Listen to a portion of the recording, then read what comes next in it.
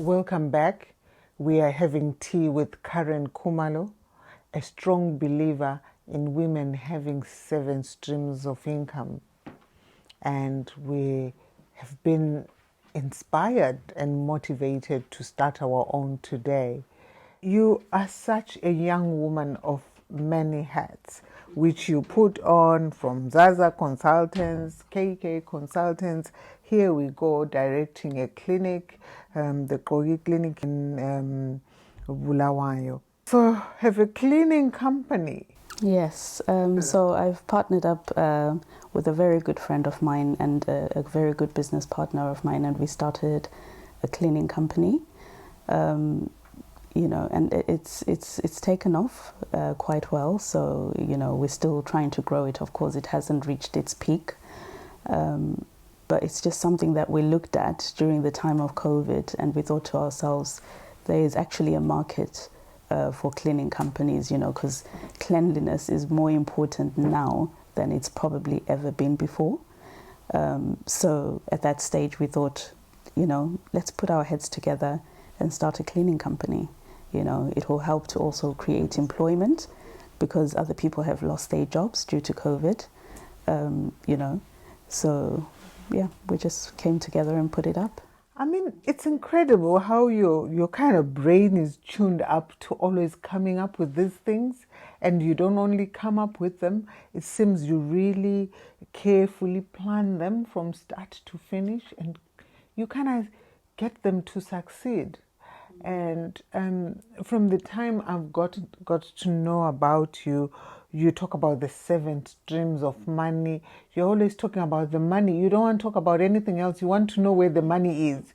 Where there is no money, I know you've told me of several times when I'm doing all these things charitable, thinking it's all right, and you say, I know, where's the money? If there's no money, I don't think, you should waste your time. You wear so many hats. We are still on your streams of money. There's something about decorating again? Yes, so I noticed I was organizing a lot of events for friends and family, from sourcing the venues to the whole logistics and decorating and the whole theme of the event. And I did it for a few people, and obviously they would have guests at those events, and they'll be like, wow, how much do you charge for this? Could I hire you to decorate, or so-and-so is getting married? And I started to think, well, actually, I should turn my passion into something that I do. But this is like one of those things that you do because you actually enjoy it. So I do catering, I do plated services for small events. I do, bigger party catering as well.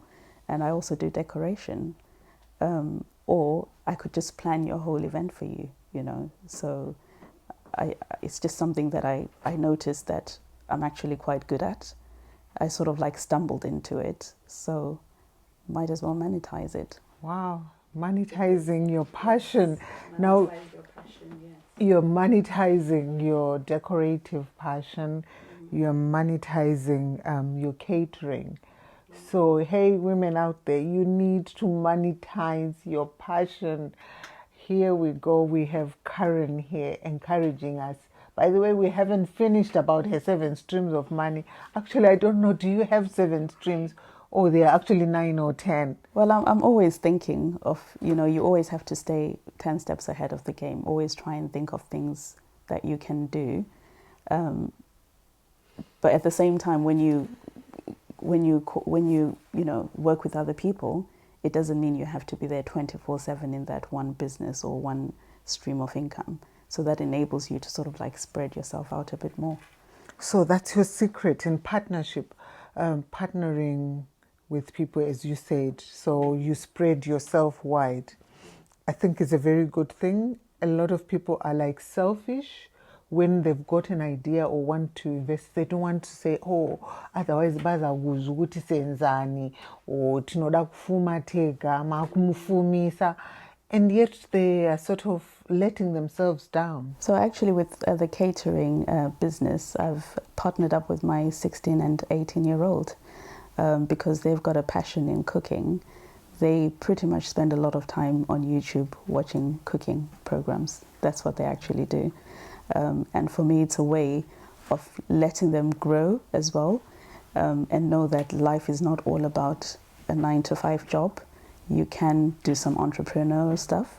So I'm encouraging that. Although one of my sons is into music predominantly, you know, he also really enjoys catering. So I've come together with my boys, and this is where I've partnered with my boys to try and nurture them, because, you know, I believe it's really important for us to, you know, show the younger generation that there is life outside of a 9-to-5 job, and you can actually succeed in that as well. Wow, well done for that. I'm telling you, we are ticking boxes on this incredible discussion, you know, and you are into property. Yes. I know you've got some properties around London. So I first developed an interest in property, I think it was in my early 20s. I knew then that I needed to get into the property ladder. So I saved, you know, and just did everything I could whilst everybody else was having fun. I just saved, buckled up, me and my partner, he was my partner then, he wasn't my husband, were able to buy our first property just before the boom in the property market. And from that, we were then able, I mean, it was an ex-council property. At the time, people shunned or looked down upon council properties, but we looked beyond that, and just used that as a stepping stone to then, you know, invest and buy in other properties by remortgaging and then buying other properties.